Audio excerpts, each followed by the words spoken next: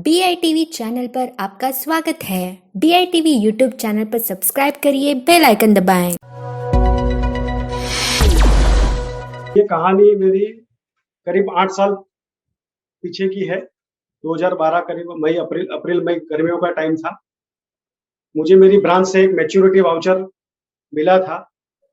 उस maturity voucher से मैंने देखा कि ये करीब मेरी ऑफिस से और मेरे जहाँ पे ऑफिस से ब्रांच ऑफिस और मेरा जो खुद का ऑफिस है, वहाँ से करीब 80, 90, 100 किलोमीटर दूर मेरा ऑफिस से लोकेशन उस पार्टी का दूर था और वो मेरे लिए पार्टी अननोन थी।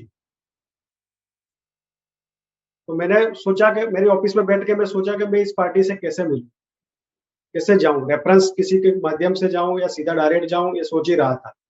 फिर एक दिन अचानक से मेरा मूड बना, तो मेरी कार थी, LIC की दी हुई थी, स्कॉर्पियो कार थी मेरे पास। अभी आज की तारीख में हमारे पास ड्यू टू LIC मेरे पास XUV 500 है। तो वो कार लेके मैं निकला।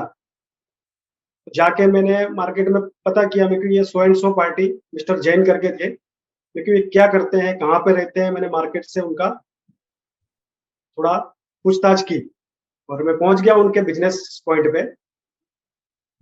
वहां पे उनका एक पेट्रोल पंप था, तो वहां पे मैंने जाके उनसे मिला और मैंने उनको बोला, नमस्कार सेठ जी, मैं LIC से आया हूँ।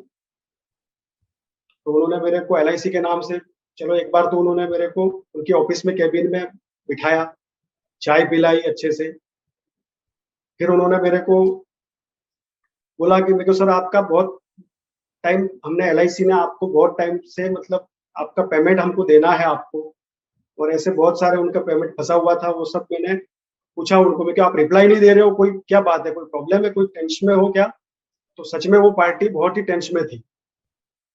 फिर मैंने उनसे आराम से बैठा, उनसे चर्चा की, तब जाके उन्होंने उनका पूरा बात बताई मेरे को, कैसा ऐसा है, इसलिए मेरा पैसा उधर उधर फंसा है और मेरा ऑलरेडी मैं अभी 7-8 करोड़ के लोन चल रहा है मेरा, ये वो उन्होंने पूरी बात धीरे से मेरे को बताई।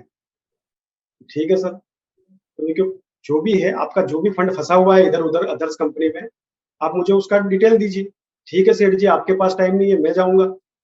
मैंने साहब क्या है उनका पूरा, उन्होंने बोला ठीक है, आप आज तो मेरे कुछ काम में हूं मैं, आप नेक्स्ट डे आइएगा। तो उन्होंने मुझे 2 दिन बाद का समय दिया। तो 2 दिन बाद वापस उनके पास पहुंचा।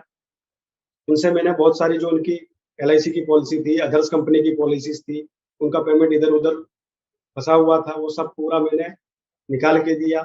2-3-4 बार गया मैं उनके पास। फिर मैंने उनको इंश्योरेंस की बात की, तो इंश्योरेंस के लिए बोला कि यार ऑलरेडी मेरा इतना लोन लायबिलिटी है मेरे ऊपर, तो मैं इंश्योरेंस का प्रीमियम कैसे दूंगा आपको? सीधा सीधा उन्होंने ना बोल दिया कि यार इंश्योरेंस के लिए तो मैं, कोई मेरा जो था पहले का वो भी मैं तो निकालना चाहता हूँ। ठीक है सेठ जी। फिर मैंने उनको बहुत सारा उनका जो पेमेंट इधर, मेरे को कोई बात नहीं सर, आपके जैसा आपको ठीक लगे। फिर मैंने उनका 1 बाय 1 उनकी सारी पॉलिसी का डिटेल चेक किया और उनका जो भी फंड था, वो उनकी सिटी से भी करीब 200 किलोमीटर दूर बड़ौदा हमारा पड़ता है नजदीक में। तो बड़ौदा से जाके मैंने उनका कोटक का था, कुछ HDFC का था, ICICI का, अदर्स बिलिंग अलग अलग डिफरेंट डिफरेंट कंपनी के इनकी इन्वेस्टमेंट किया हुआ था। वो सारा पैसा इधर उधर उनका ब्लॉक था, मैच्योरिटी थी, वो भी उनको, वो एजेड थे उनके अंकल, और उनके दोनों जो सन है वो भी आउट ऑफ इंडिया थे। तो उनको कोई परफेक्ट गाइडेंस, परफेक्ट एजेंट का कोई मतलब सर्विस नहीं मिल पा रहा था।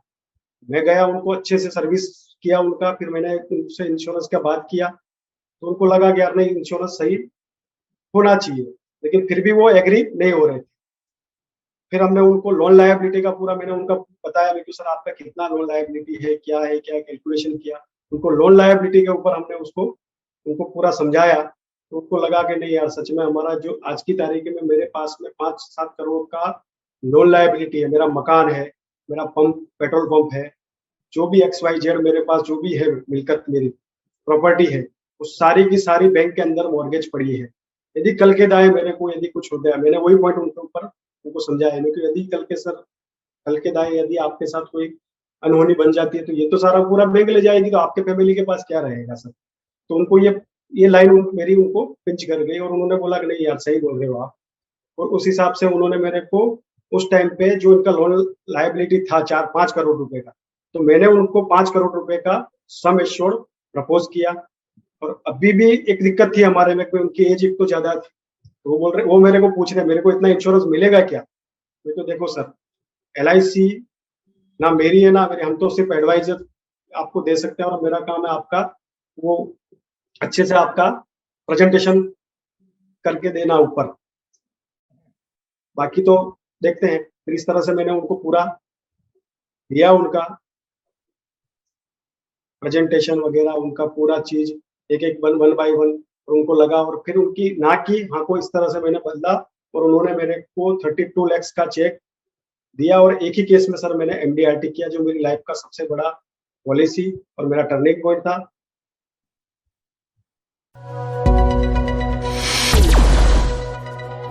BITV चैनल पर आपका स्वागत है। BITV यूट्यूब चैनल पर सब्सक्राइब करिए, बेल आइकन दबाएं।